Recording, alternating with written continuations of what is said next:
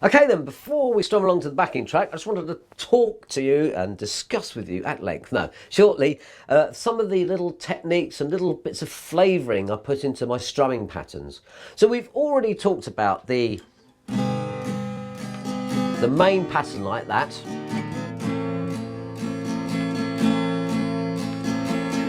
And I tend to sort of keep that pretty much throughout the verse, with maybe the odd additional heavier initial downstroke on the G. Like that maybe do the odd one slightly harder, and you'll hear me doing that as we play the verse.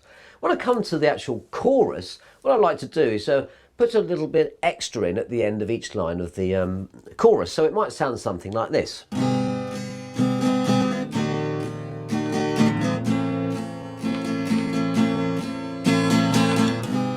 So just putting a little bit of emphasis on that, and by doing that, it sort of like lifts up the end of the line of the chorus, and then just comes down for the next line. Really good, because there's no vocals going on at that point, so you have a license to put your own little bits and pieces in.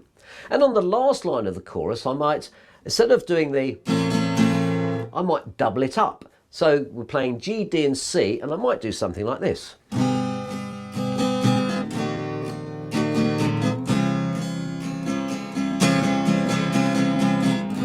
Just like a 2, 3, 4, 1, 2, 3, 4, down, up, down, up, down, up, down, up. Quiet. Back to the original riff again. And also, if you have a listen to the full track, which I must admit is really good, it's actually recorded by a friend of mine called Captain Chaos. So, hi Captain. So this particular backing track at the end has got some different sort of emphasis and staccato beats in. And the chorus, you'll hear it does something like...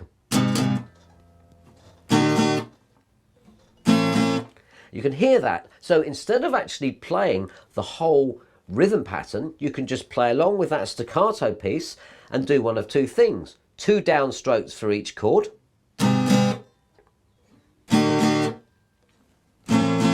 Like that.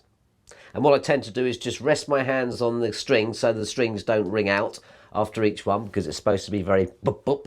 Up to you though. Or you could do the same thing but using, instead of 2 downstrokes, down and up stroke.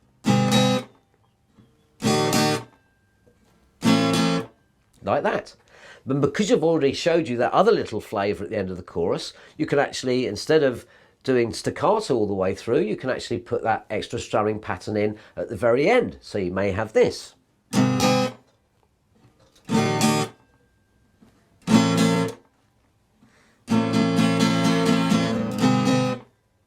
Entirely up to you. So these are all the different bits of flavouring that I'm going to put in. I'll try and incorporate all those. We're going to play the intro, a verse and a chorus, and I'll try and use as many of those little variations as possible. You can jam along with me, then it's down to you to jam along to the whole backing track. Okay, so go to the next video and we'll have a little strum along.